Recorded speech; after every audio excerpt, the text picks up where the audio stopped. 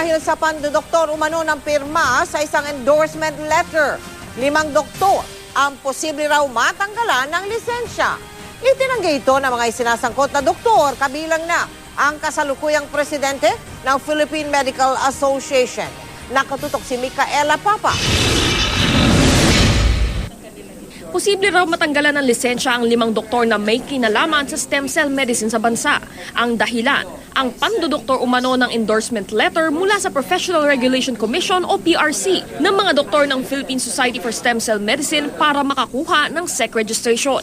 Ayon sa PRC, kabilang dito ang incumbent president ng Philippine Medical Association o PMA na si Leo Olarte at 4 na kasamahan nitong sina Dr. Bu Castro, Ray Melchor Santos, Jose Asasabili at Oscar Tino. Bukod daw kasi sa peke ang perma ni PRC Chairperson Teresita Manzala, mali rin daw ang format ng naturang endorsement. Unang-una, peke talaga yung endorsement. Ang signature ko, nakalagay doon is hindi yung Medical Act of 1959, kung hindi Philippine Veterinary Law of 2004.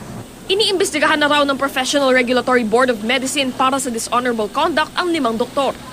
Ngunit ayon kay Dr. Olarte, wala silang kinalaman sa pamimeke ng perma.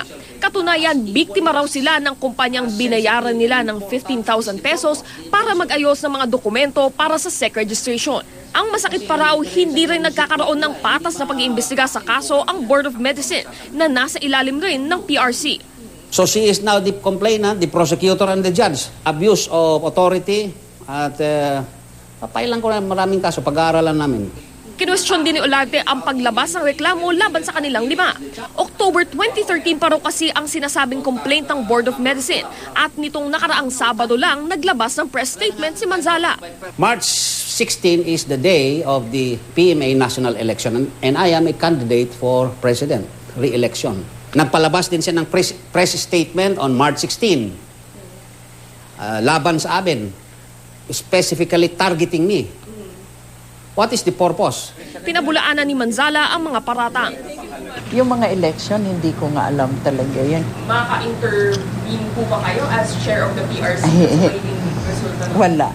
Board of Medicine yan. Micaela Papa, nakatutok, 24 oras.